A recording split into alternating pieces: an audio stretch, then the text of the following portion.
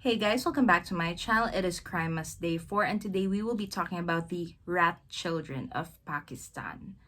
Please take note that I will be using the word alleged a lot in this case as some things here have not been proven, and although this is a terrible phenomenon, it isn't really considered as a case and no one has been held accountable for this.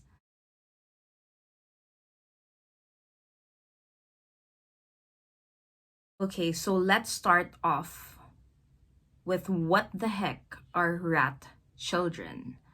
I just want to let you guys know that I am not calling these kids or people as rat children.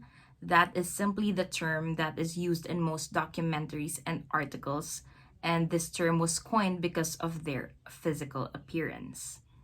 Now, I do not see these children as rats, and I do not agree with this term, just to get it out there. Therefore, I will be referring to them simply as kids or children in this video.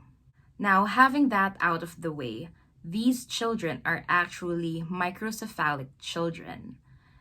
They are kids who are diagnosed with microcephaly, which is a neurodevelopmental disorder that is characterized by having a much smaller head than usual.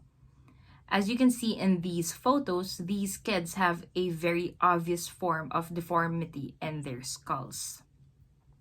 Now, this medical condition may already be present at birth or can be developed afterwards in the first few years of a child's life. Along with the cranial deformity, this condition can also cause seizures, developmental delays, intellectual disability, poor motor function, dwarfism, vision loss, and hearing loss.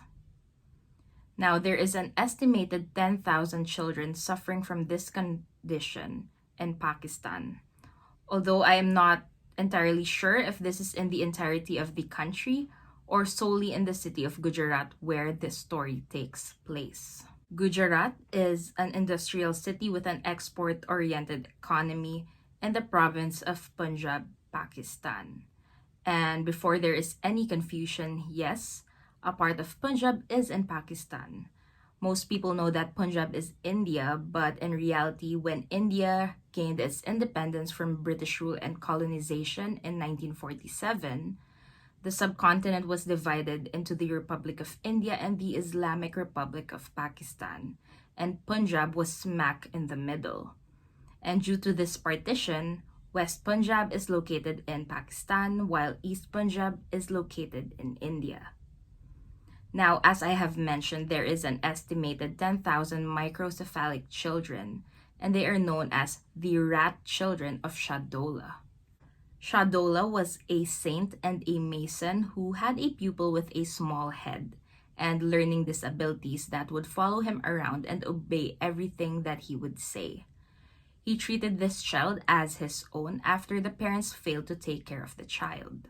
At the time, this disorder didn't really have a name, therefore there was no actual diagnosis for the children. All people knew were that these kids had small heads due to a deformed skull, and along with this came a lot of cognitive issues. And as more and more kids were being born with this unknown condition, a lot of them would be left at the Shah Dola Shrine by their own parents to be taken care of the saint himself.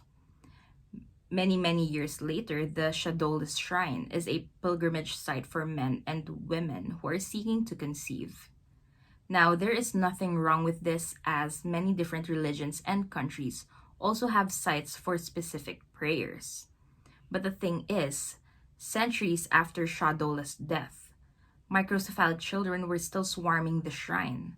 However, this time, they weren't being taken care of. They were being taken advantage of. Allegedly, gangs or syndicate members took over the shrine and formed a begging ring consisting of these children. It is also believed that these syndicate members were also the ones who fabricated various myths in order to have more access to these children and have control over them and their families. Now, according to superstitious beliefs, when a woman goes to the Shah Dola Shrine to pray for a child, this wish is granted but does come with a price. The first child will be born microcephalic and must be given or offered to the shrine, or else the next children will also have the same deformities. This resulted to an influx of donations, where people would give up their children to the Shah Dola Shrine. According to a report conducted by the BBC, the Shah Dola myth was fabricated in order to trick people into giving up perfectly healthy babies that are then deliberately deformed so that they can be utilized for begging.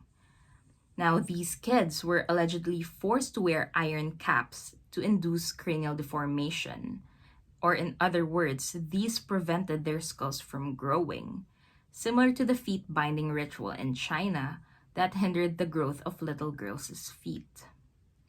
However, this was completely debunked by medical professionals, saying that these claims were baseless and that microcephaly could not be caused by wearing an iron cap.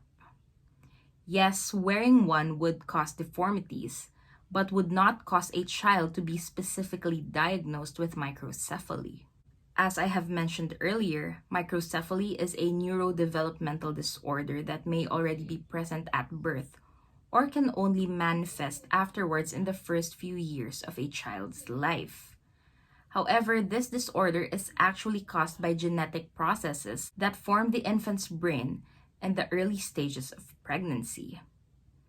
However, this is still a crisis and is still illegal because these syndicate members are using these children for financial gain. A lot of these kids were given to them because of the myth, while some were purchased from the families themselves. Some of these kids were even allegedly kidnapped from different villages and were forced into what is basically child slavery.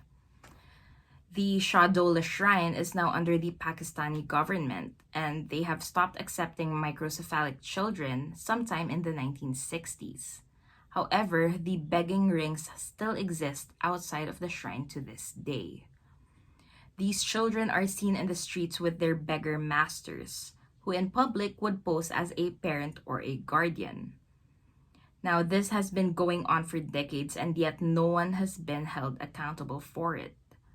I really do hope that this situation changes soon and whoever is a part of this scam is put into justice.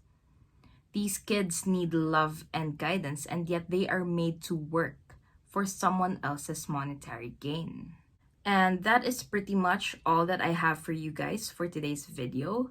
As usual, I would love to hear your thoughts on this case, and should there be any other case that you would like for me to cover in this channel, please let me know by leaving a comment. Thank you so much for watching, and I will see you guys tomorrow.